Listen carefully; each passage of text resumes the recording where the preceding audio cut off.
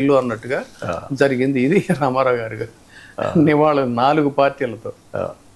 Sir, మరొక అంశం, తాజాగా సుప్రీంకోర్టు ఒక సంచలనమైనటువంటి తీర్పు ఇవ్వడం జరిగింది సార్.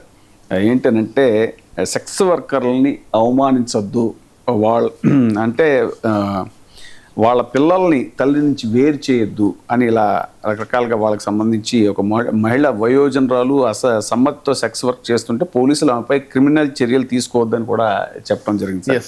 దీని మీద ఇది ఒక జ్యూరిస్ట్గా ఇది ఒక చాలా కీలకమైనటువంటి సుప్రీంకోర్టు ఇచ్చినటువంటి దీన్ని ప్రతి పోలీసు కూడా ఈ కేసుకు సంబంధించి తెలుసుకోవాల్సిన అవసరం ఉంది. ప్రతి సామాజికవేత్త ఈ కేసుకు సంబంధించి తెలుసుకోవాల్సినటువంటి అవసరం ఉంది. రాజకీయాల్లో ఉన్నటువంటి వాళ్ళు క్రియాశీలకంగా వ్యవహరించే ప్రతి వారు కూడా ఈ కేసుకు సంబంధించి తెలుసుకోవాల్సినటువంటి అవసరం ఉంది. అదేవిధంగా ఒక సామాజికంగా యాక్టివ్గా ఉండేటువంటి మహిళలు సైతం ఈ కేసుకు సంబంధించి వాస్తవాలను తెలుసుకోవాల్సిన అవసరం ఉంది. ఎందుకన్నట్లయితే అనేక చోట్ల మహిళలకి, అంటే మనం చెప్తాం కడుపు కోసం పడుపు వృత్తి అని చెప్పని, ఈ పడుపు వృత్తి చేసేటువంటి వాళ్ళు దేనికోసం అంటే వాళ్ళకి జీవించడానికి వేరే జీవనాధారం లేనటువంటి పరిస్థితుల్లో వాళ్ళ కుటుంబాన్ని, అంటే భర్త వంచకుడయ్యో తాగుబోతయ్యుండో మరొక లేదంటే ఒక కెలామిటీ వల్ల అనుకోనేటువంటి దీనివల్ల అతగాడు మరణిస్తే ఆ కుటుంబాన్ని పోషించడం కోసం కావచ్చు, మరొక కారణాలు కావచ్చు, విధి వంచితులుగా కావచ్చు, ఏది ఏమైనా కూడా ఈ దేశంలో, ఈ ప్రపంచంలో, ఈ దేశంలో, ఈ తెలుగు రాష్ట్రాల్లో కూడా సెక్స్ వర్కర్స్ అనేటువంటి వాళ్ళు చాలా పెద్ద సంఖ్యలో ఉన్నారు. అయితే ఇక్కడ సుప్రీంకోర్టు చెప్పినటువంటి పాయింట్ జాగ్రత్తగా వినాలన్నది ఏంటంటే, మానవ అక్రమ రవాణా అంటే హ్యూమన్ ట్రాఫికింగ్ కూడా హ్యూమన్ ట్రాఫికింగ్ పేరుతో కూడా ఇక్కడ ఈ సెక్స్ వర్క్లోకి వాళ్ళని దించుతారు. అంటే వాళ్ళని తీసుకెళ్ళి అమ్మేయటం, బలవంతంగా హింసించి ఆ వృత్తిలోకి వాళ్ళని దించడం అనేది జరుగుతూ ఉంటుంది. This is heinous crime. Supreme court పేర్కొన్నటువంటి ప్రకారంగా కోర్టు పరిభాషలు చెప్పాలంటే హ్యూమన్ ట్రాఫికింగ్ అనేది ఒక హీనియస్ క్రైమ్, అది వేరు.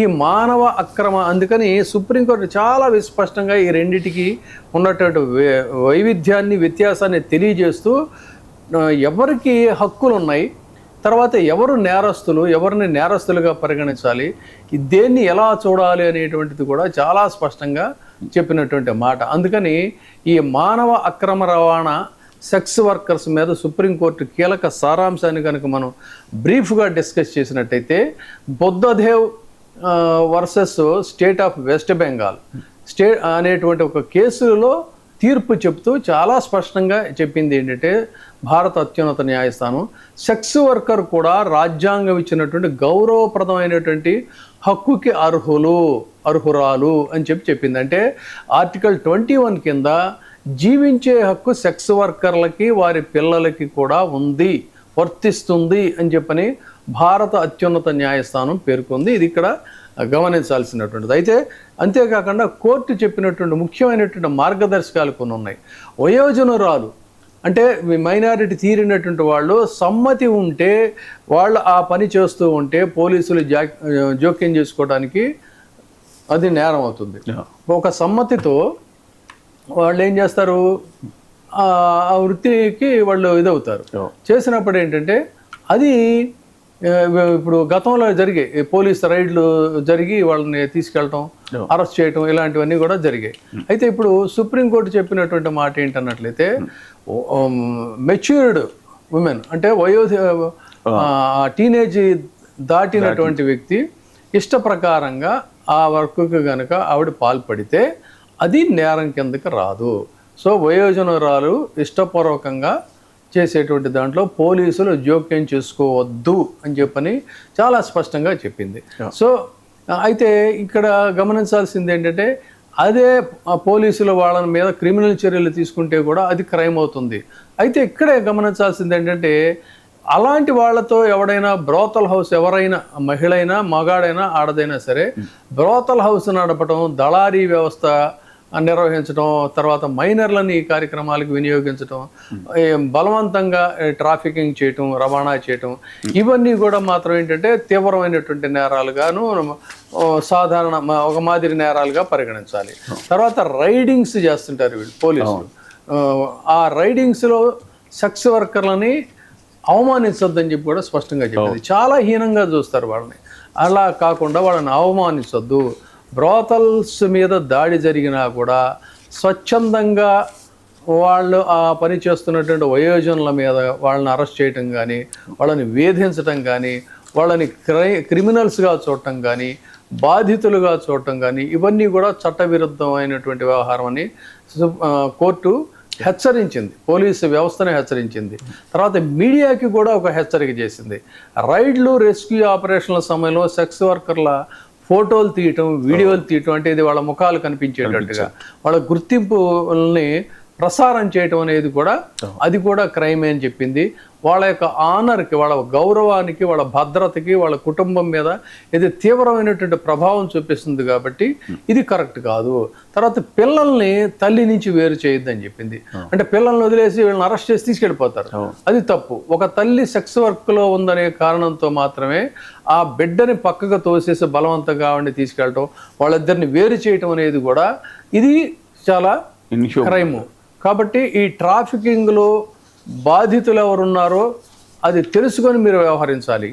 వాళ్ళకి ఇంకో పెద్ద ఫెసిలిటీ ఇచ్చింది ఏంటంటే ఆధారు, రేషన్, ఓటర్ ఐడి, ఈ వాళ్ళ యొక్క నివాస పత్రాలు వాళ్ళకు ఉన్నా లేకపోయినా కూడా ఇది వాళ్ళకి ఏదో రకమైనటువంటి ఒక ఐడి ద్వారా వాళ్ళకు ఒక ధృవీకరణ పత్రం అనేటువంటిది UIDA అనే విధానాన్ని కోర్టు ఆమోదించింది. అంటే వాళ్ళకి ఖచ్చితంగా ఒక రికగ్నిషన్ ఉండాలి. అయితే అదే సమయంలో వాళ్ళ గోప్యతను కూడా ఖచ్చితంగా పాటించాలి అని కూడా చెప్పింది. సో ఫిమేల్ సెక్స్ వర్కర్స్ యొక్క గణాంకాలు తీసుకున్నట్లయితే ఈ ప్రోగ్రామెటిక్ మ్యాపింగ్ పాపులేషన్ చేస్తుంటారు కదా, అది ఇక్కడ మన దగ్గర కొన్ని వివరాలు ఉన్నాయి. సో ఎంత బాధాకరమైనటువంటి అంశం అంటే భారతదేశంలో 9,95,499 మంది ఫిమేల్ సెక్స్ వర్కర్స్ ఉన్నారు. ఉంటే అందులో ఆంధ్రప్రదేశ్లో ఎంత అంటే 12%, అధికారికంగా 12%, కానీ అంతకంటే ఎక్కువ. అంటే 1.19 లక్షలేమో తెలంగాణ వాళ్ళు ఆంధ్రప్రదేశ్లో ఉంటే, ఇక్కడ తెలంగాణలో చాలా తక్కువ మంది ఉన్నారు. ఇక మహారాష్ట్ర, ఢిల్లీ, తెలంగాణ ఇవన్నీ కలిపితే జనాభా అంతా కూడా 53% పైగా అందులో ఉంటారు. సో ఈ ఫిమేల్ సెక్స్ వర్కర్స్ అనేటువంటి వాళ్ళు భారత్లో 9,95,499 మంది ఉంటే, మళ్ళీ చెప్తున్నాను ఆంధ్రప్రదేశ్లో 1,19,460 మంది ఉన్నారు. తెలంగాణలో 75,700 మంది ఉన్నారనేటువంటిది తెలుస్తుంది. అంటే ఆంధ్రప్రదేశ్లో ఇది చాలా ఎక్కువగా ఉంది. ఎందుకు ఉంది అంటే వాళ్ళకు అసలు ఒక జీవించేటువంటి పరిస్థితులు లేవు. వాళ్ళని అసలు మనుషులుగా చూడరు. వాళ్ళకి ఏదో ఒక ఉపాధి అనేటువంటిది కల్పించినట్టయితే ఈ పరిస్థితులు ఉండవు. కానీ ఎన్నికల్లో మాత్రం హ్యూమన్ ట్రాఫికింగ్ గురించి NCRB లెక్కల ప్రకారంగా ఇన్ని లక్షలు ఉన్నారు, అన్ని లక్షలు ఉన్నారు, కానీ అవేమి కాకపోయినా కూడా లక్షల మంది ఇదైపోయారని, అదని ఇదని వాళ్ళని ఎన్నికల్లో ఓట్ల కోసం అని చెప్పని వాళ్ళని ఒక అస్త్రాలుగా వాడుకోవటమే తప్ప వాళ్ళ జీవన విధానాలని, వాళ్ళకి పునరావాస కేంద్రం కల్పించి ఏం చేయాలంటే వీళ్ళని ఎవడో కూడా ఒక ఆ రకంగా జీవించాలని కోరుకోరు. వాళ్ళకి ఒక చేతి వృత్తుల్లో వాళ్ళకి శిక్షణ ఇప్పించటం, తర్వాత ఏంటంటే వాళ్ళకి కొంతమందిని వాళ్ళని దగ్గరికి తీసుకొని అవమానకరంగా చూడకుండా వాళ్ళు కూడా మనలాంటి పౌరులు అయినటువంటి దీంతో వాళ్ళల్లో ఒక మోటివేషన్ తీసుకొచ్చి జీవించే భద్రత హక్కు అనేటువంటిది కల్పించి ఇలా చేస్తే, అంటే రిహాబిలిటేషన్ సెంటర్స్, ఆ సెంటర్స్లో వాళ్ళకి ట్రైనింగ్ ఇచ్చినట్టయితే వాళ్ళు గౌరవంగా జీవిస్తారు.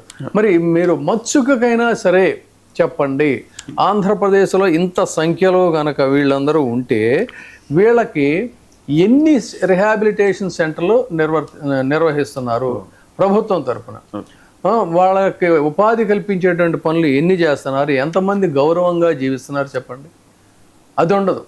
కానీ రైడింగ్స్ చేసి వాళ్ళని నీచాతి నీచంగా కుక్కీ మీడియా ఇందాక మీరు అన్నట్టు మీడియా కూడా ఏంటంటే ఒక సెన్సేషన్ కాబట్టి దాన్ని పదే పదే ప్రచారం అదే వాళ్ళకి అసలు ఆ వార్తలు అనేసరికి కొంతమంది మీడియా అయితే ఇదేంటంటే ఇందులో మానవీయ కోణం ఉంది, సుప్రీంకోర్టు ఇచ్చిన జడ్జిమెంట్ కాబట్టి నేను చెప్తున్నాను, కానీ లేకపోతే అసలు ఇలాంటి అంశాల గురించి కూడా చేస్తే చాలా బాధ అనిపిస్తుంది అనమాట. రే పాపం వాళ్ళు కూడా హ్యూమన్ ఇస్తే కదా, ఎందుకు వాళ్ళని ఇలా చేస్తారు? అదొక సెన్సేషనల్ న్యూస్ లాగా చూపించడం, పదే పదే రిపీటెడ్గా చూపించడం, ఇవన్నీ కూడా ఏంటంటే ఒక వెకిలి తనానికి లేకపోతే మన మనోవికారానికి ఒక ప్రతీకగా ఉంటాయి తప్ప ఎక్కడ మానవీయ దృక్కోణం నుంచి వాళ్ళని చూసే పరిస్థితి ఉండదు.